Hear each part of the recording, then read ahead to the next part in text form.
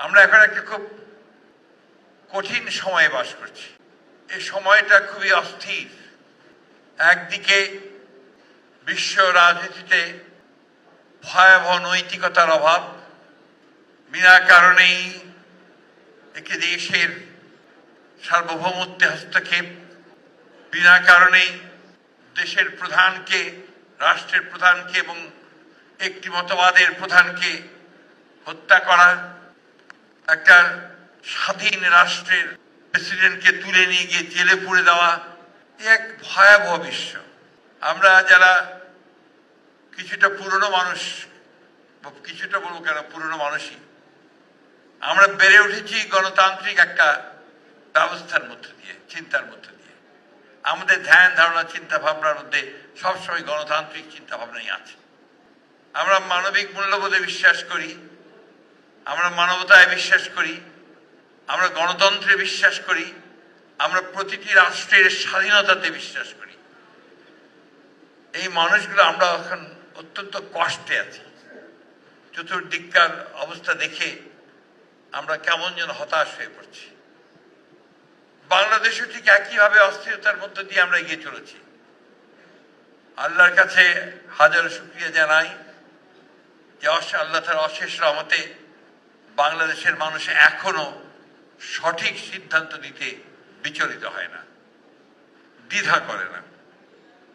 Doctor Saeed Rafiq ছিলেন সেই জাতের একজন মানুষ যিনি সত্যকে সত্য বলতেন, কালোকে কালো বলতেন, ন্যায়কে ন্যায় বলতেন, অন্যায়কে অন্যায় বলতেন।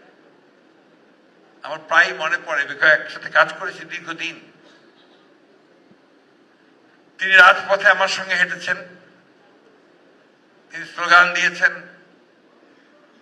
তিনি কিছুক্ষণ আগে আমাদের ব্যারিস্টার সাহেব বললেন যে মামলাও হয়েছে তার বিরুদ্ধে অসংখ্য, কিন্তু সবগুলোকে মোকাবেলা করে, সেই চ্যালেঞ্জকে মোকাবেলা করে তিনি কিন্তু সামনের দিকে এগিয়ে গেছেন।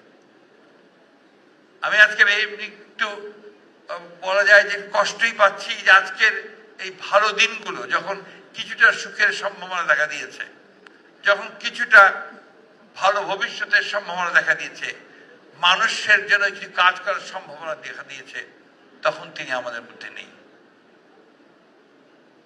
ব্যারিস্টার রফিকুল ইসলাম মিয়া সাহেব আমাদের সিনিয়র কালিগ, স্ট্যান্ডিং কমিটির মেম্বার ছিলেন দীর্ঘকাল, মন্ত্রী ছিলেন, বিএনপির একজন অত্যন্ত শক্তিশালী নেতা।